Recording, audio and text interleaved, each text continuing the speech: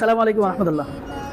আমরা বিভিন্ন social media অথবা আমরা নিউজ ফিডে নিউজ সেশনে আমরা দেখি বিশ্বের বিভিন্ন প্রান্তে মুসলিম বিশ্বে, বিশেষ করে মুসলিম বিশ্বে একাধিক বিয়ে, তার মানে হচ্ছে মাসনা সুলাসা রুবা। এই বিয়ের প্রচলনটা আমরা খুব বেশি মুসলিম বিশ্বে দেখি, কিন্তু এটা বাংলাদেশে আমরা খুবই কম দেখেছি। তো বাংলাদেশে এই প্রথম, আমার কাছে মনে হচ্ছে এবং আপনাদের কাছেও মনে হবে যে বাংলাদেশে এই প্রথম একজন প্রবর্তক, যিনি হচ্ছে আমাদের সকলের খুব সুপরিচিত একজন মানুষ, মুফতি মামুনুর রশিদ কাসিমি হাফিজাউল্লাহ। তিনি শুরু করেছেন 4টা বিয়ের একটা আয়োজন তিনি শুরু করেছেন। ইতিমধ্যে আমরা দেখেছি, এখানে আমার সাথেই আছেন, আমি যদি ওনার সঙ্গে একটু পরিচয় করিয়ে দিই। মামুনুর রশিদ কাসিমি ভাই, তিনি অলরেডি 3টা বিয়ে করেছেন ইতিমধ্যে, এবং তিনি যার পাশে দাঁড়িয়ে আছেন আমরা ওনাকে একটু পরিচয় করিয়ে দিই। ইমামউদ্দিন ভাই, ইনি হচ্ছে মামুনুর রশিদ কাসিমি ভাইয়ের শ্বশুর। তিনি অলরেডি ইতিমধ্যে 4টা বিয়ে কমপ্লিট করেছেন। তো এই বিষয় নিয়ে আমি কথা বলবো আজকে। যেই সংগঠন থেকে আমি কথা বলছি সেটি হলো আইডিয়াল ম্যারেজ ব্যুরো, আইএমবি। মূলত আইএমবির চেয়ারম্যান আমাদের মামুনুর রশিদ কাসিমি ভাই, আর এমডি হচ্ছে আমাদের ইমামউদ্দিন ভাই। সো আমরা দুইজনের সঙ্গেই কথা বলবো যে এই কীভাবে তিনি এটা সম্ভব করলেন, বা বাংলাদেশে বর্তমান এই বিশ্বের মধ্যে বাংলাদেশ তো একদম ছোট্ট একটা রাষ্ট্র, সেই রাষ্ট্রে বসে তিনি এই কাজগুলো কীভাবে করছেন এবং এটা নিয়ে স্বপ্ন পরিকল্পনা কী করছেন, এই বিষয় নিয়ে আমি সরাসরি মামুন ভাইকে চলে যাবো। আসসালামু আলাইকুম রহমতুল্লাহ। আসলে মহতারাম, আমার যে উদ্দেশ্য ছিল, আসলে এই উদ্দেশ্য অনেক লম্বা, অনেক আলোচনা করেছি আমি। তা আসলে মানুষকে একটা যদি আমি প্র্যাকটিক্যাল কিছু না দেখাতে পারি যে আসলে আমি কি চাচ্ছি, তো তাহলে তো মানুষ বুঝবে না। এই জন্য মূলত আজকের এই আয়োজনটা করা। তো দেখেন, আজকে আমাদের হাফিজ ইমামউদ্দিন সাহেব, উনি আমার চাহাদুল্লাহ ভাই ছিলেন, উনি আমাদের আদর্শকে বুঝছেন। আলহামদুলিল্লাহ, উনি কত বড় মহৎ কাজ করেছেন যে ওনার প্রথম স্ত্রী 3জন সন্তান, এরপরে উনি দ্বিতীয় যাকে বিবাহ করেছেন উনি বিধবা ছিলেন, ওনার 3টা সন্তান আছে, 3টা সন্তানকে দায়িত্ব নিয়ে উনি দ্বিতীয় বিবাহ করেছেন। এরপরে উনি তৃতীয় যে বিবাহটি করেছেন 2বার ডিভোর্স প্রাপ্ত ছিল, একটা অসহায় নারী, তাকে উনি সম্মানের সাথে বিবাহ করেছেন। এবং আলহামদুলিল্লাহ মেজরজন ওনার মাসনা এবং সুলাসা, এটা ওনার একই বাসায় থাকেন আলহামদুলিল্লাহ। এরপরে 4র্থ নম্বর বিবাহ উনি একজন অসহায় নারী, ডিভোর্সি, তার 2টা সন্তান আছে, তার মধ্যে এটা হলো একটা সন্তান।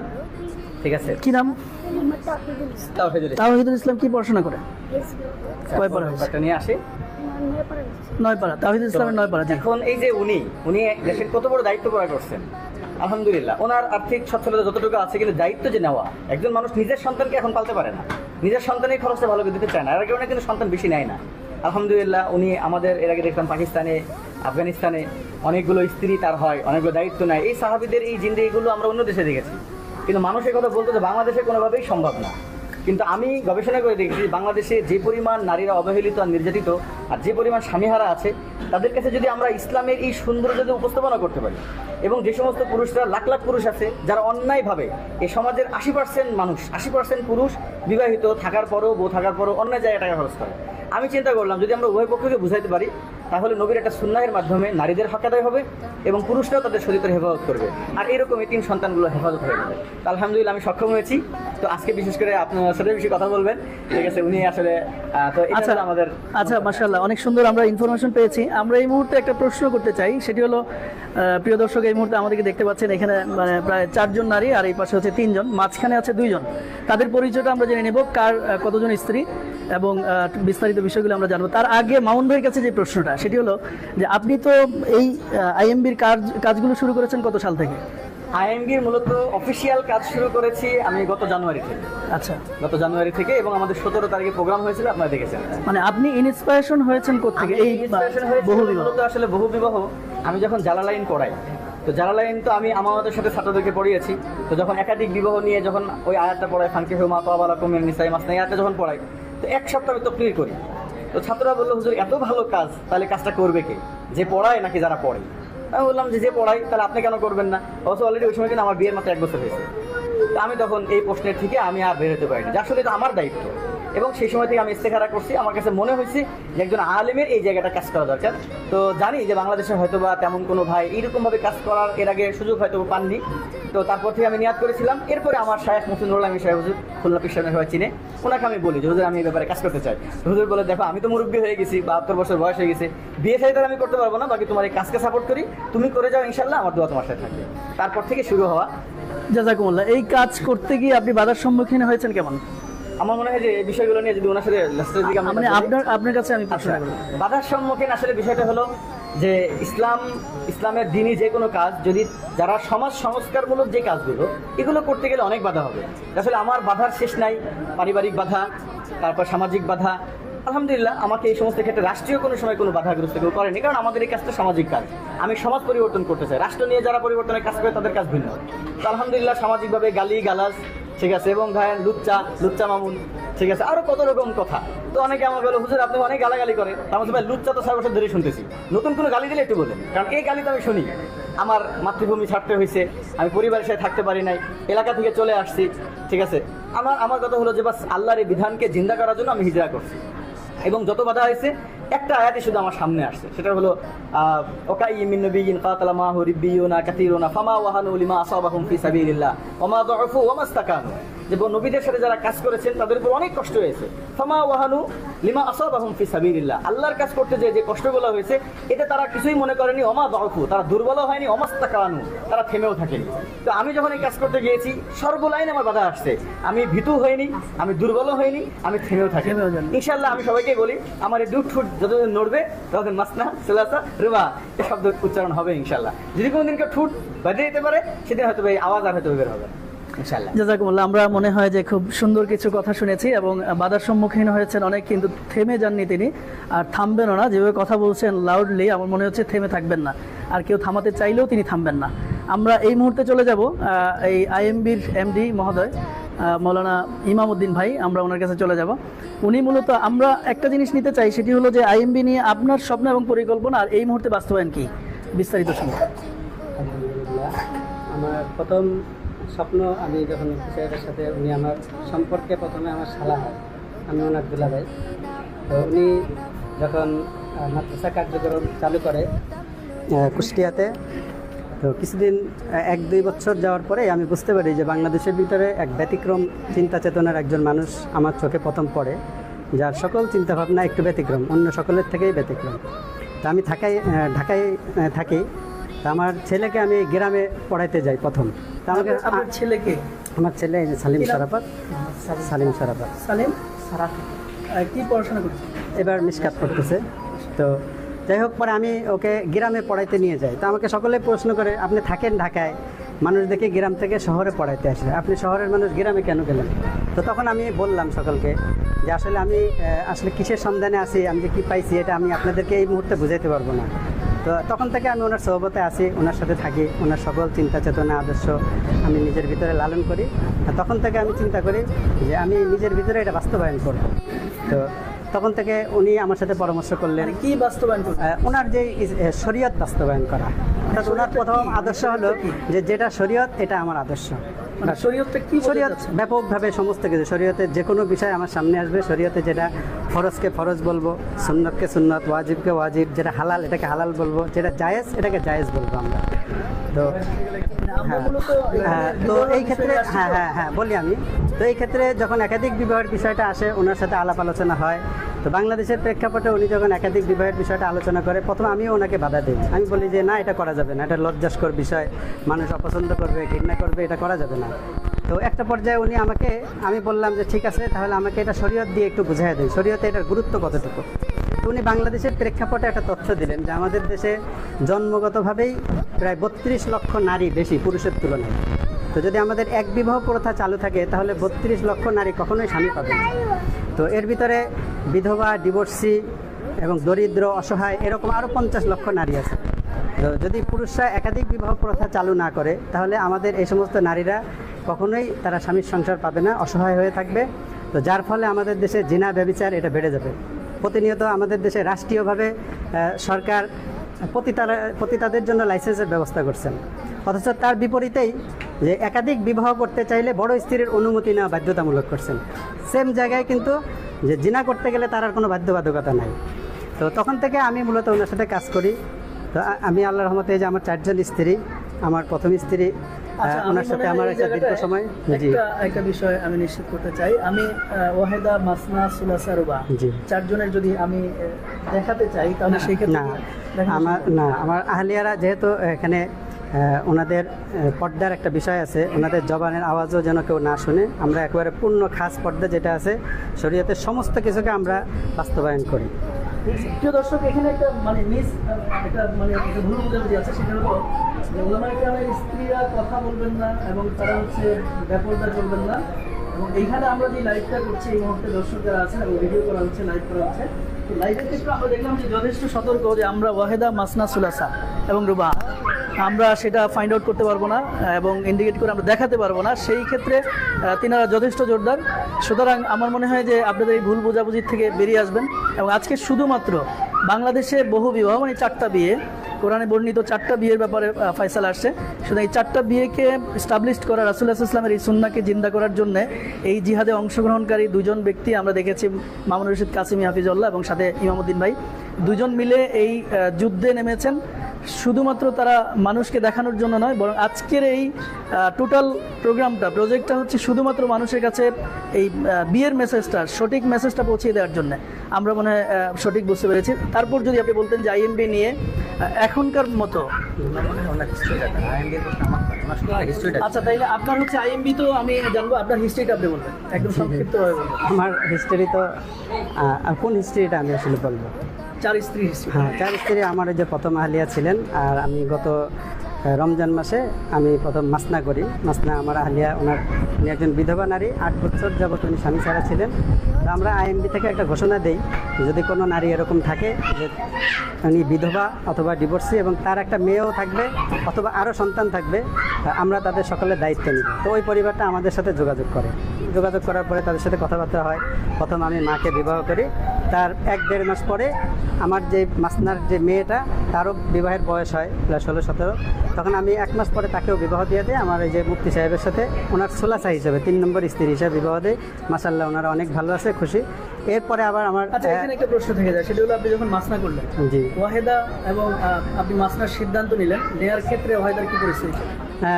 প্রথম কথা হলো, বাংলাদেশের প্রেক্ষাপটে আমাদের দেশের যে সমস্ত নারীরা এটাকে শরীয়ত এটাকে মেনে নেয়, তো মেনে নেওয়ার পরেও পার্শ্ববর্তী যে প্রতিবেশী যারা আছে এই সমস্ত নারীরা তাদেরকে বলে যে আপা আপনি কীভাবে মেনে নিলেন, আমি হলে জীবনেও এটা মানতাম না। তো অনেক ক্ষেত্রে হয় কি, আমাদের নারীরা, উনি বলছেন যে যেহেতু এটা শরীয়তের হালাল বিধান, তো এই ব্যাপারে আমার কোনো আপত্তি নেই। বাকি একাধিক বিবাহ প্রথা যেহেতু আমাদের দেশে প্রচলিত নাই, এটা তার জন্য একটু কষ্টের বিষয়। সে এখনও একটু কষ্ট পায়, তবুও সে এটাকে খুব সুন্দরভাবে মেনে নেয়, কোনো সিনক্রেট করে নাই। আমার সাথে এ পর্যন্ত সে খুব ভালো আচরণ করছে এবং তার সাপোর্ট সহযোগিতা আল্লাহর রহমতে আমি এ পর্যন্ত আসতে পারছি। আচ্ছা, মাসনা গেল, এখন সুলাসা এবং রুবা। এরপরে আমার বেশি দিন না, প্রায় বোধহয় 4-5 দিনের মাথায় আমি আবার আরেকটা বিবাহ করি। আমার যে সুলাসা যিনি, উনি 2বার ডিভোর্সি একজন নারী, আমাদের আইএমবিতে যোগাযোগ করে। তো আমি তাকে প্রস্তাব দিই, যেহেতু আমার 4টা বিবাহ করার নিয়ত ছিল, সেই ক্ষেত্রে আমি প্রস্তাব দিই। তো ওনারা আমার প্রস্তাবকে অ্যাকসেপ্ট করে এবং আমার সাথে খুব শর্ট টাইমের ভিতরেই বিবাহ হয়। আর সবচেয়ে মজার বিষয় হলো, আমরা যে জিনিসটা আমাদের দেশে প্রচলিত যে বিবাহকে সহজ করা, বিবাহ যত সহজ হবে জিনা তত কঠিন হবে। আমার প্রথম বিবাহ কোনো বিবাহতেই আমার বোধহয় 5,000 টাকার উপরে একটা বিবাহতে আমার খরচ হয় নাই। কারণ আমাদের একটা থিওরি হলো, বিবাহ করার জন্য কেন খরচ করব। আমি আজকে কথা বলছি, বিবাহ করছি, আজকের থেকে খরচ দেওয়া শুরু করবো। তো আমাদের দেশে হয়, একটা বিবাহের জন্য যখন বাজেট করে যে 2 লাখ, 3 লাখ, 5 লাখ টাকা বাজেট করে, এই টাকাটা জোগাড় করতে না পারার কারণে মানুষ বিবাহেতে নিরুৎসাহিত হয়। তো এই জন্য আমাদের থিওরি হলো, বিবাহ, আমি আমার যে 4th নম্বর বিবাহ করছি, মাত্র 30 টাকা খরচ। অর্থাৎ বিবাহ, উনি আসছেন, কথাবার্তা হয়েছে, বিবাহ হয়ে গেছে, আমি একটা বিরাস কিনে দিয়েছি মাত্র। এছাড়া আমার আর কোনো খরচ হয় নাই। ওনার শরীরে যে পোশাক ছিল, আমার শরীরেও একই পোশাক। উনি যে রেডি খাবার ছিল, এই খাবার খাইছেন, আমি ওটা খাইছি, ব্যাস সংসার শুরু হয়ে গেছে। ওই দিন থেকেই তার জন্য বাসা নেওয়া, বাজার করা। প্রশ্ন থেকে যায়, মানে দর্শক আমার উভয়ের প্রশ্ন থেকে যায়, সেটা হলো আপনি যে 30 টাকা খরচ করে এটাকে ওনার উপর চাপিয়ে দিলেন না? না, উনিও খুবই খুশি মনে এটা বলছেন যে বিবাহের জন্য আসলে কেন খরচ হবে বলেন, আমার কি নাই। আজকে যদি আমাকে উনি বলতো যে আমার জন্য এখন 2 লক্ষ টাকার বাজার করতে হবে, গহনা দিতে হবে, আমার শাড়ি গহনা যা অনেক বড় একটা বাজেট দিত, আমি বলতাম যে সরি, তাহলে আমার দ্বারা সম্ভব না। তো উনি বলছে আমার তো সবই আছে, আপনারও সবই আছে, আসেন আমরা মিলে বিবাহ করি, সংসার করা শুরু করি। এরপরে প্রতিদিন যা লাগবে আমি ওনাকে সারা জীবনের দায়িত্ব নিছি। বলেন, একটা নারীকে যদি আমি দায়িত্ব নেই, তাহলে 1 মাসে মিনিমাম ঢাকা শহরে একটা যদি বাসাবাড়ি রাখতে যায় 20 থেকে 25 হাজার টাকা তার পিছনে খরচ হবে। তাহলে 1 বছরে হিসাব করেন 2.5 থেকে 3 লক্ষ টাকা তার পিছনে আমি খরচ করব। যদি আমি তার জন্য 20 বছর আমি যদি তার সাথে সংসার করি বা 50 বছর করি, তাহলে কি পরিমাণ অর্থ আমি তার পিছনে ব্যয় করব। আমাকে যদি প্রথম দিনই কেউ চাপায়া দেয় যে আপনার এই মুহূর্তে 5 লক্ষ টাকা খরচ করতে হবে, তাহলে হয়তো আমার জীবনেও এই কাজটা করা সম্ভব হতো না। ঠিক আছে, আর উনিও ধরেন ঘর পেত না এই জন্য আমরা বলি এই যে আমরা কিন্তু বেশ চমৎকার কিছু আইডিয়া এবং মানে কথা শুনলাম। বিবাহ করতে গেলে টাকা লাগবে না, এটাই সত্যি কথা। জি। এবং রাসূলুল্লাহ সাল্লাল্লাহু আলাইহি ওয়াসাল্লামের প্রতিটি বিয়েতে খরচ খুব বেশি হয়েছে সেটা না, আমরা যেটা জানি। যাই হোক, আমরা এই মুহূর্তে আপনার থেকে এই মেসেজটা চাই, সেটি হলো যে আজকে যারা আমাদের দর্শক, আমাদের আজকে পেজে যারা দর্শক আছেন, নাইনবি যারা দর্শক আছেন, তাদের উদ্দেশ্যে আপনার একদম সংক্ষিপ্ত একটা মেসেজ। দর্শকদের উদ্দেশ্যে বলবো, আমরা আসলে বিশেষ করে যারা সামর্থ্যবান পুরুষ আছি, সামর্থ্যবানদের প্রতি আমার আহ্বান যে অনেকেই মানে বিবাহের এই আকাঙ্ক্ষা চাহিদা এটা সকল পুরুষের মনেই আছে। তো শুধুমাত্র এই যে সমাজ, বড় স্ত্রী এবং প্রশাসন এই যে ভয়গুলো দেখায়, আসলে এটা আমরা নিজেরা ভয় পাই। বাস্তবে যখন কেউ করে ফেলে তখন আর তার কোনো সমস্যা হয় না। বলেন কার খেয়া কাজ আছে আমার পিছনে লেগে থাকবে, এটা আমার ভিতরে একটা অযথা আতঙ্ক দিয়ে রাখছে সমাজ, রাষ্ট্র, তাগুত আমাদেরকে ভয় দেখায়, এটা করবে সেটা করবে, আসলে কেউই কিছু করে না। আমি যার সাথে সংসার করব তার দায়িত্ব নিব, বাস তার সাথে সংসার করতে দেবো। সমাজের সকলকে আমরা বলবো, যারা সামর্থ্যবান আছি, যারা নিজের স্ত্রী থাকার পরেও আরও মানুষের পিছনে অনেক টাকা পয়সা খরচ করি, অন্যায় পথে খরচ করি, তারা অন্যায় পথে খরচ না করে একজন নারীর জিম্মাদারি নেন। একজন নারীর সারা জীবনের জন্য আপনি দায়িত্ব নেন। যার যতটুকু সামর্থ্য আছে সে ততটুকু, যে একজন পারে সে একজনের দায়িত্ব নেবে, যে 2 জন পারে 2 জনের দায়িত্ব নেবে, যে 4 জন পারে সে পুরো 4 জনের দায়িত্বই নেবে। ব্যাস এটাই হলো সকলের প্রতি আমার মেসেজ। সামর্থ্যবান পুরুষরা যদি এগিয়ে আসে, তাহলে আমাদের সমাজের যে অবহেলিত নারীরা আছে তাদের আর এই অবহেলিত থাকতে হবে না। এবং সমাজে আমাদের যেই অন্যায় রাস্তাগুলি আছে, পতিতালয় আছে, হোটেল, রেস্তোরাঁ, স্পা সেন্টার, এগুলাতে যে নারীদের অবাধ বিচরণ, এটার একমাত্র কারণ হলো যে আমরা আসলে নারীদেরকে অবহেলা করতেছি। নারীদেরকে আমরা ভোগ্যপণ্য বানাই নিছি, তাদেরকে আমরা শুধু স্বল্প মূল্যে ভোগ করতে চাই, তাদের সারা জীবনের দায়িত্বটা আমরা কেউ নিতে চাই না। ঠিক আছে, এজন্য বলবো আমরা নারীদেরকে তাদেরকে আমরা আসলে পণ্য না বানায়া তাদেরকে আমরা স্ত্রী বানায় নিই। যদি কোনো নারী এসে বলে আমার সামনে যে আমি আগে খারাপ লাইনে ছিলাম, আমি তওবা করছি, আজকের থেকে তায়েবা, যদি কোনো পুরুষ থাকে যে সে তার দায়িত্ব নিবে, তাহলে দেখবেন ওই নারী বলবে যে ঠিক আছে আমি রাস্তা ছেড়ে দেবো, আজকের থেকে ভালো হয়ে যাব। নারীরা আসলে কখনো খারাপ হতে চায় না। আমাদের এই পুরুষ শাসিত সমাজ নারীদেরকে আমরা খারাপ বানাই, পতিতা বানাই।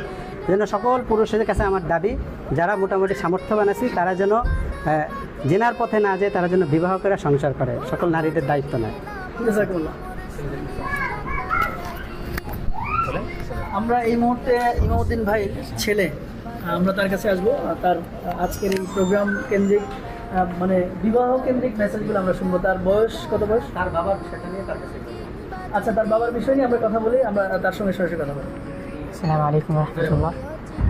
আমি মোহাম্মদ সেলিম শেরাফত, আমি হচ্ছে বড় ছেলে ওনার।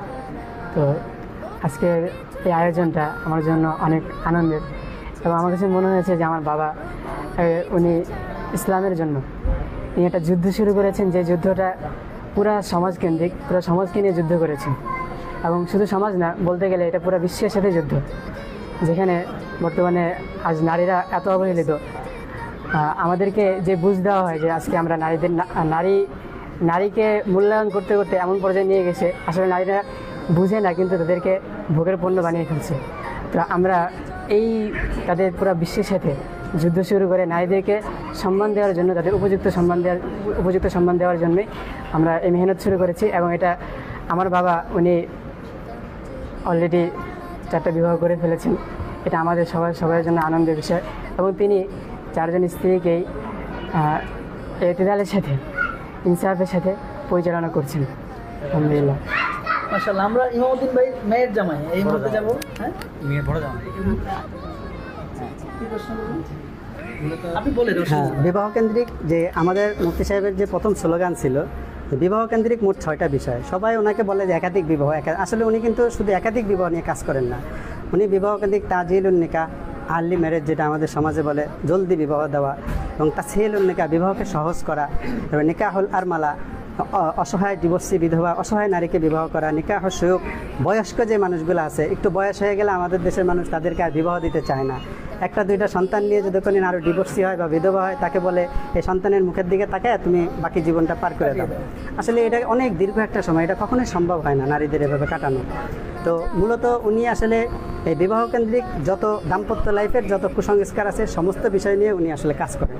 তো সেই সুবাদে উনি আমাকে যখন বলছেন আমার ছেলে এবার হলো মেশকাতে পড়তেছে, তো সে বিবাহের প্রস্তাব দিয়েছেন, আমি মাশাল্লাহ রাজি হয়ে গেছি। যে এই বয়সের ছেলেরা যেখানে গুনায় লিপ্ত, আমার ছেলে ও বলছে যে বাবা আমার বন্ধুবান্ধব সকলের গার্লফ্রেন্ড আছে, সবাই বিভিন্নভাবে বিভিন্ন জায়গায় ছুটি হলে তারা গার্লফ্রেন্ড নিয়ে ঘুরে, কিন্তু আমি আমার স্ত্রী নিয়ে ঘুরি, এটা আমার কাছে অনেক আনন্দের ব্যাপার। তো আমার মেয়ে মাশাল্লাহ ও, আমি খুব অল্প বয়সী, যে আমার জামাইয়ের বয়সও 20 বছর, সেও এবার জালালাইন পড়তেছে। আমার মেয়েকেও আমি বিবাহ দিয়ে দিছি খুব অল্প বয়সে।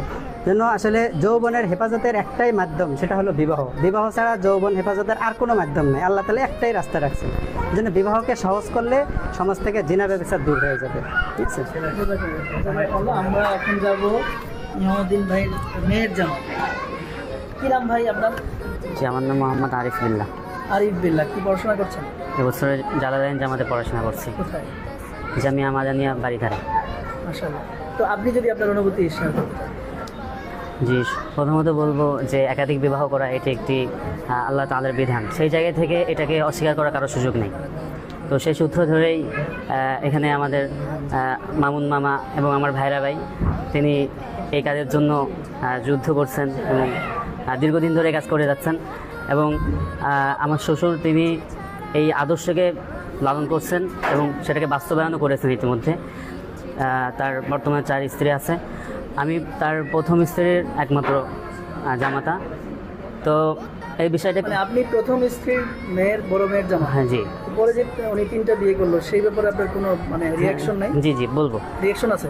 জি না, এটাকে আমি ভালোভাবেই দেখছি এবং এটা একটু যেহেতু শরিয়াতের একটি বিষয়, এ বিষয়ে আমার কোনো আপত্তি নেই। তিনি যেহেতু আপত্তি নাইটা কখন শুরু হয়েছে? মানে আপনি তো হিসাবে হচ্ছে বড় প্রথম ওয়াহেদার জি, জি। মেয়ের জামাতা, তাইলে আপনার তো রিয়াকশন ছিল কিছু একটা, কিন্তু রিয়াকশনটা বন্ধ হয়েছে কবে থেকে? আপনার বিয়ের পরে না বিয়ের আগে? আচ্ছা, আমার মনে পড়ে না কখনো আমার রিয়াকশন ছিল, কারণ আমি যেহেতু কোরআন হাদিস পড়াশোনা করেছি, সেখান থেকে বুঝতে পেরেছি এটা।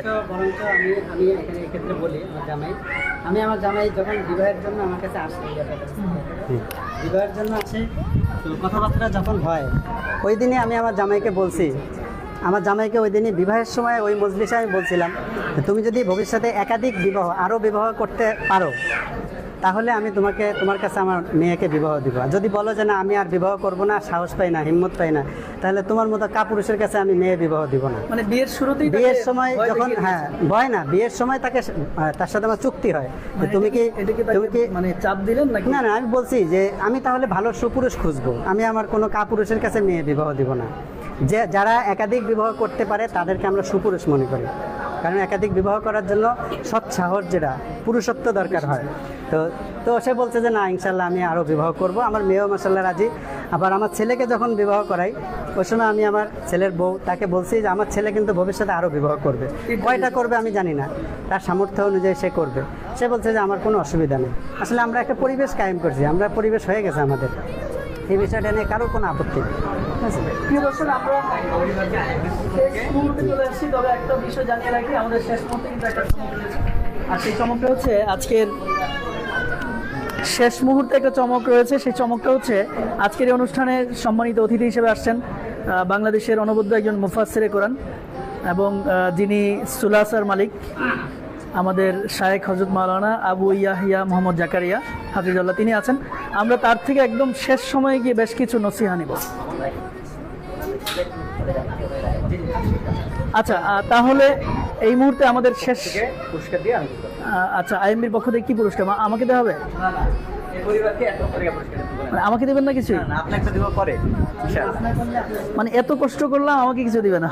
আমি কোথায় যাব? এখানে আসেন না, আপনি করেন, আমি আপনাকে একজন পাত্রী দিব। আমি কি দিব?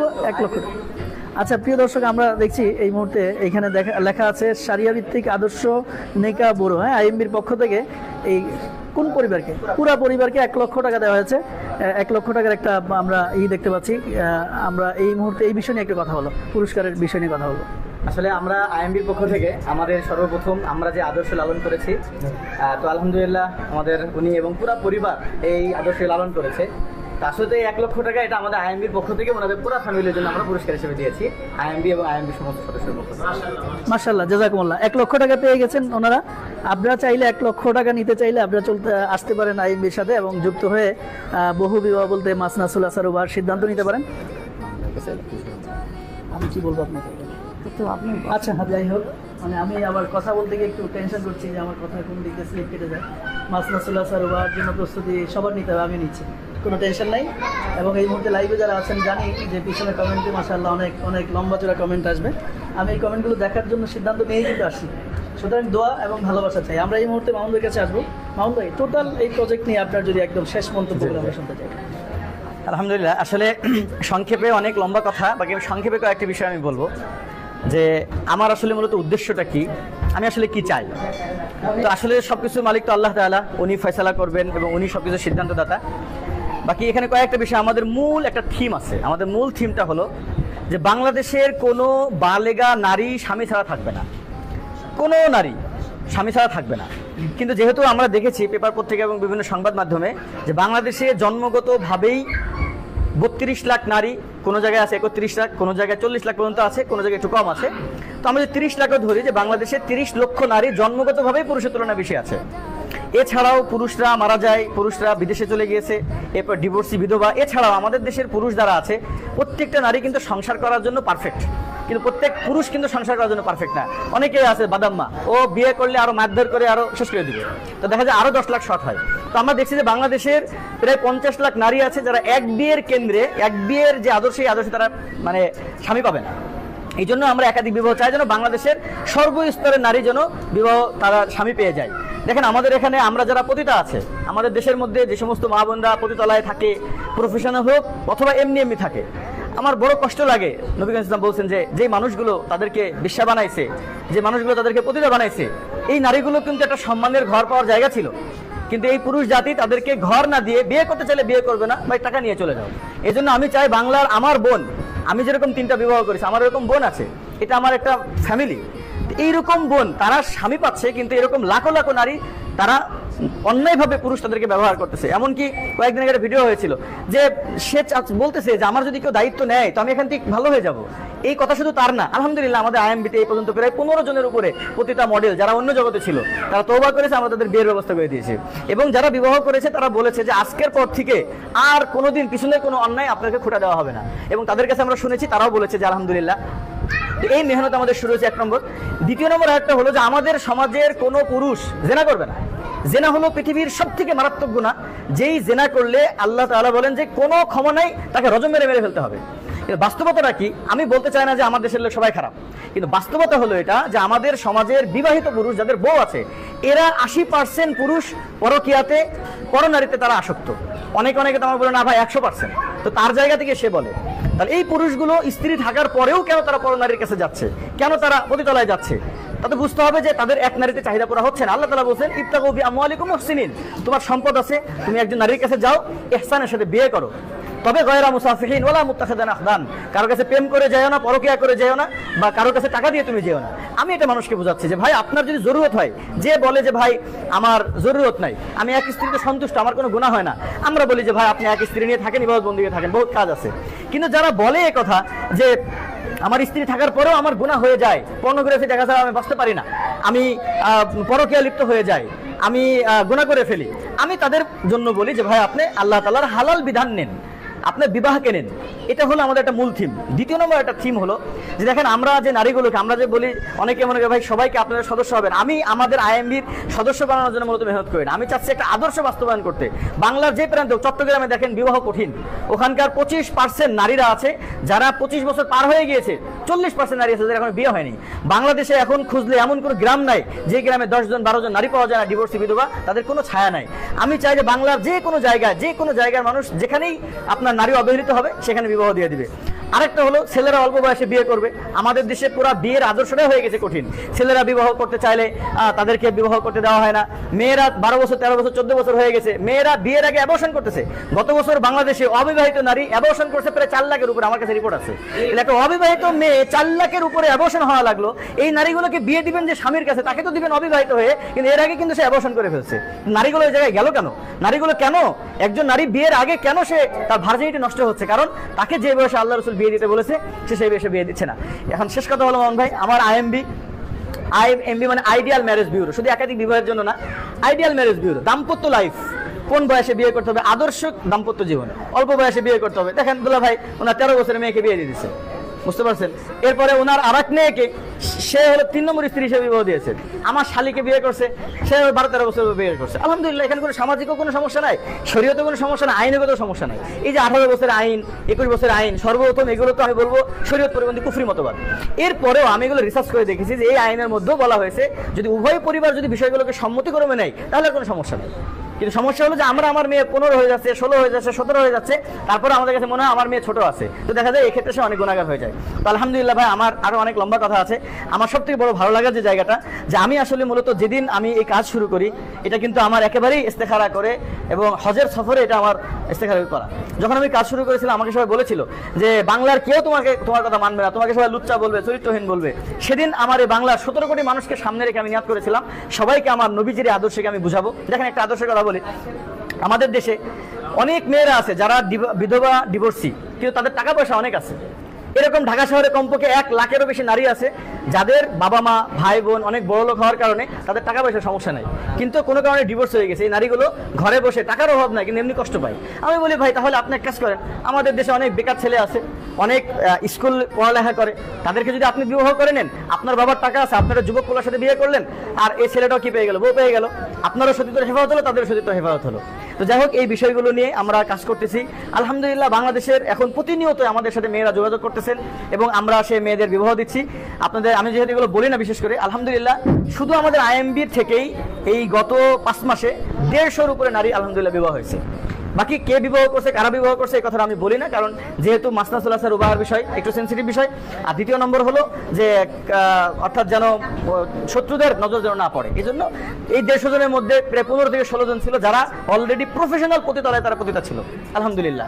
এরপরে এমন কথাও বলছে যে হুজুর একজন কাস্টমার এসে আমাকে আপনার নম্বর দিয়ে গেছে যে বোন তুই এই রাস্তায় থাকার দরকার না, IMBর যোগাযোগ কর। আমি হুজুর ওখান থেকে আপনাকে ফোন দিয়েছি। এবং বিধবা, ডিভোর্স, এই যে দেখেন এই যে সন্তানগুলো এরা 8 বছর ভাই বাবার কি জিনিস দেখেনি, বুঝছেন। যেদিন বিবাহ দিয়েছি ওদিন ওর বাপের ডাক শুনে আমার চোখ দিয়ে পানি চলে আসছে যে এই সন্তানের আজকে IMBর মাধ্যমে এরকম হাজারো এতিমের বাবা হয়ে যাবে, হাজারো ডিভোর্স নারীর ঘর হয়ে যাবে। অনেক ভাই আছে আমাদের দেশে যা লাখ লাখ টাকা আছে, এক বইয়ের জন্য গহনা কিনে রাখছে 200 ভরি, 100 সেট জামা কিনে রাখছে, জুতায় আছে প্রায় 50-60টা। অথচ এই মানুষটা চাইলে আরো 4 জন নারী হেফাজত করতে পারে। বউরা কি করে কুক্ষিত করে রাখে, আমার স্বামী আমি দেখুন, স্বামীর সতীন মানতে পারে, এটা মিথ্যা কথা। সে জানে আমার স্বামী অন্যায় করে বেড়ায়, কিছু বলবে না। যদি বলে যে বিয়ে করছে তাহলে বাস শেষ। আমি একজনকে জিজ্ঞাসা করছি যে কিরে ভাই, কোন স্বামী যদি জেনা করে বেড়ায়, ধরা খায়, তো বউ চলে যায় না, দ্বিতীয় বিয়ে করলে চলে যায় কেন? বউ উত্তর দেয় কি, ওটা তো 10 মিনিটের জন্য, ও তার ঘরে তুলে নিয়ে আসেনি। তাহলে বোঝা গেল নারীদের মেন্টালিটি এই জায়গাটা আসলে। এই জন্য আমি চাচ্ছি সবাইকে বুঝাইতে হবে, আমার মুসলিম বোন তাদেরকে ইহুদি খ্রিস্টান, দেখেন আজকে জন্ম নিয়ন্ত্রণ বন্ধ করার জন্য পুরো ওয়ার্ল্ড ব্যাপী কি পরিমাণ প্ল্যান করা হচ্ছে।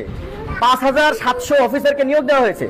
গত বছরে প্রায় 17.5 কোটি টাকার কন্ডম ফ্রি দেওয়া হয়েছে শুধু যেন জন্ম নিয়ন্ত্রণ হয়। এরপরে ডাক্তারদের পরামর্শে সিজার করা, এরপরে একাধিক বিবাহ বন্ধ করার জন্য বাংলাদেশে আমার একটা হিসাবে আছে প্রায় 1200-এর উপরে নাটক, সিনেমা এবং শর্ট ফিল্ম তৈরি হয়েছে যেখানে বোঝানো হয়েছে একাধিক বিবাহ জিনিস খুব খারাপ। আমাদেরও 2-1 ইসলামিক কমেডিয়ান ভাইরা যারা করছে তাদেরও মেসেজের মধ্যে এটাই আসে যে একাধিক বিয়ে করা মানে অনেক টেনশন। তো এভাবে পুরো দুনিয়ার মানুষ আল্লাহর এই বিধানটাকে জঘন্য করার জন্য মেহনত করতেছে। সেই জায়গা থেকে আমরা IMBর ছোট্ট মেহনত, তো এই মেহনতে হয়তো পরিবর্তন আসবে না, কিন্তু আমি খুশি যে আপনাদের মতন, আমাদের এরকম ভাইদের মতন আলহামদুলিল্লাহ হাজারো মানুষ এটাকে পছন্দ করতেছেন। এবং আমি বিশ্বাস করি যারা কোরআনকে বিশ্বাস করে, যারা হাদিসকে বিশ্বাস করে, যারা আমার নবীজিকে বিশ্বাস করে, যারা সাহাবা ইকরামকে বিশ্বাস করে, তাদের মধ্যে একাধিক বিবাহর মানে খারাপ লাগার কোনো কথাই না। অনেকেই বলে না আমি আসলে এই লাইভটা কেন করছি, আসলে আমাদের স্ত্রীরা খাস পর্দায় রাখি আমরা আলহামদুলিল্লাহ, কিন্তু এই লাইভটা করতেছি শুধুমাত্র দিনের জায়গা থেকে। কেন? আমাদের দেশের নারীরা বলে বাংলাদেশে এমন কোনো নারী নাই যারা জীবনে সতীন মানবে। আমি তাদেরকে দেখাইতে চাই বাংলাদেশে হাজারো নারী আছে এবং এটা আমাদের কাছে প্রমাণ আছে। নারীরা আমাদেরকে বলে যে ভাই আমার বিয়ের দরকার, কিন্তু আমার মা মানবে না।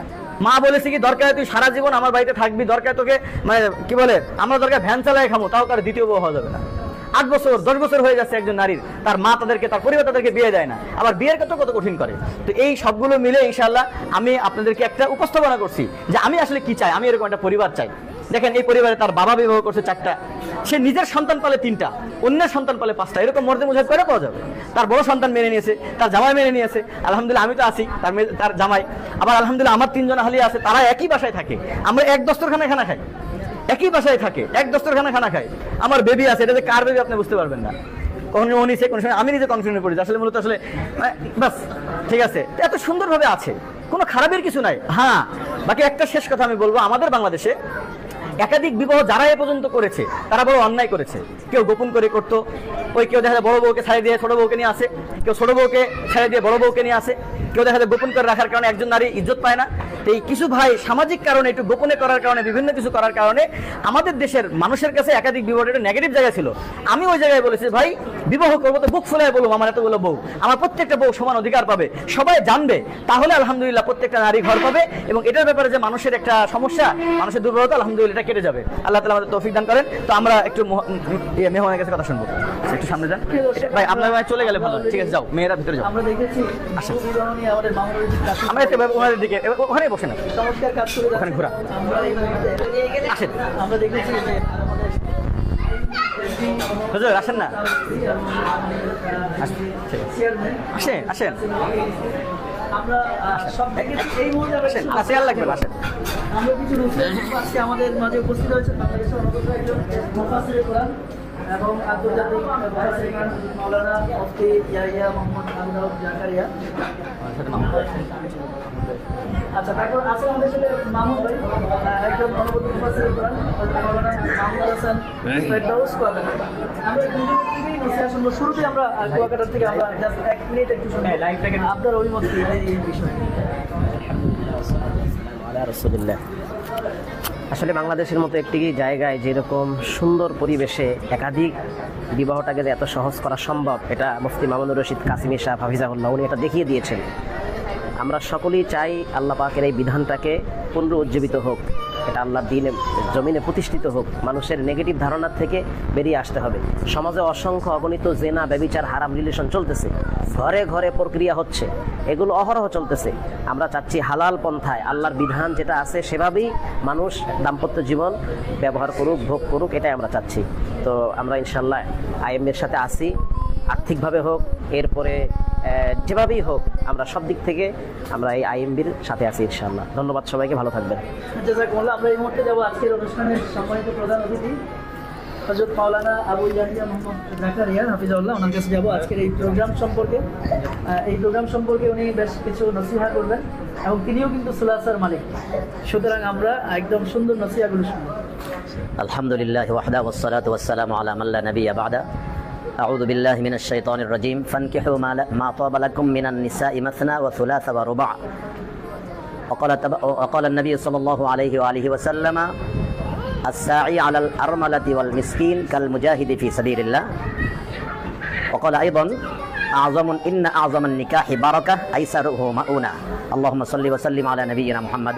আমি আমার এখনকার বক্তব্যের মাধ্যমে গোটা বাংলা ভাষাভাষী পৃথিবীর সকল প্রান্তের মুসলিম জনতাকে জানাতে চাই যে দুনিয়ার সমস্ত নবীরা একাধিক বিয়ে করেছেন। সর্বশ্রেষ্ঠ নবী মুহাম্মদ সাল্লাল্লাহু আলাইহি ওয়া সাল্লামের সাহাবী পুণ্যবান জামাতের ১০০ লক্ষ সাহাবীর অধিকাংশই একাধিক বিয়ে করেছেন। ইসলামী স্কলার যারা ছিলেন অতীতকালের ইমামরা একাধিক বিয়ে করেছেন।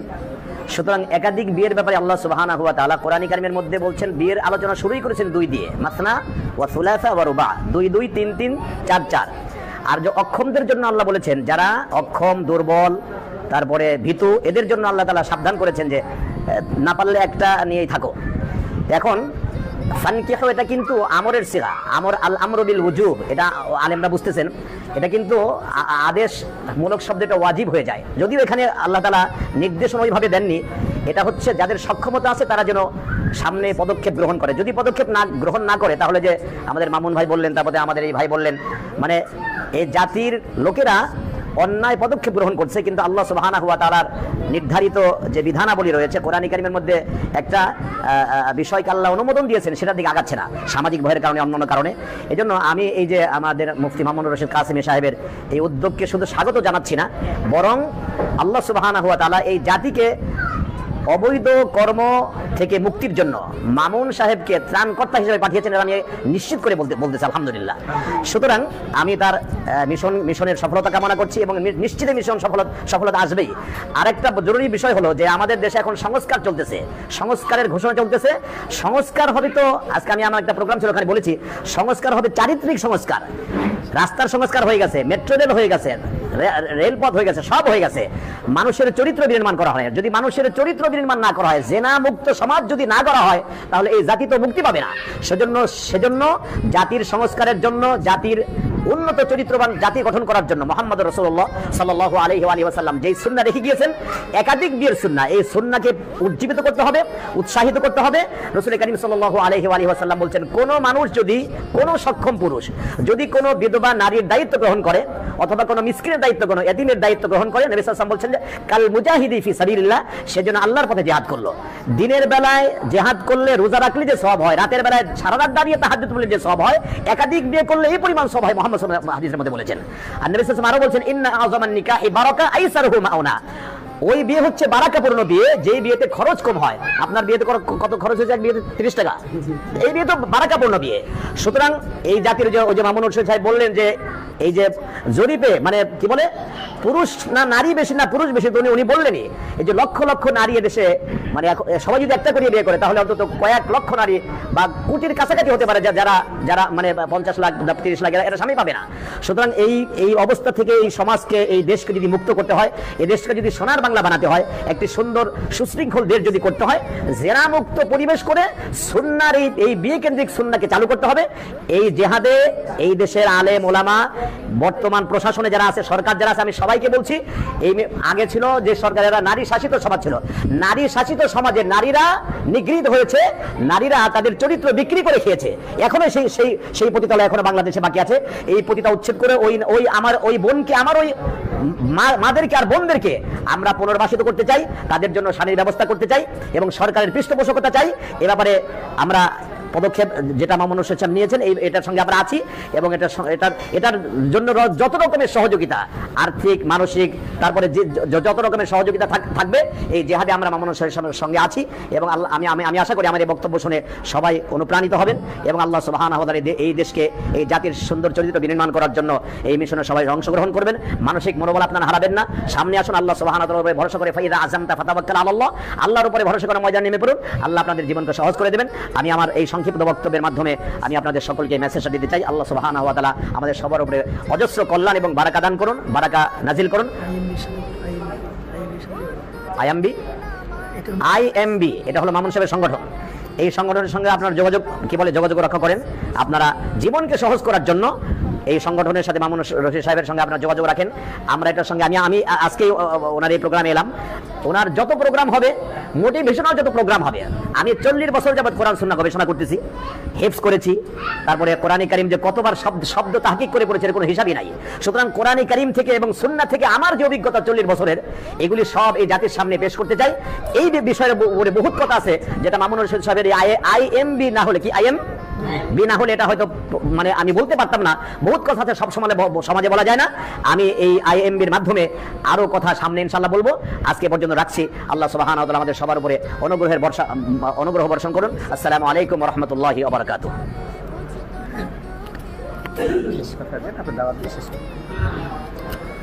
প্রিয় দর্শক, আমরা মনে হচ্ছে যে কমপ্লিটেড একটা মেসেজ পেয়ে গেছি।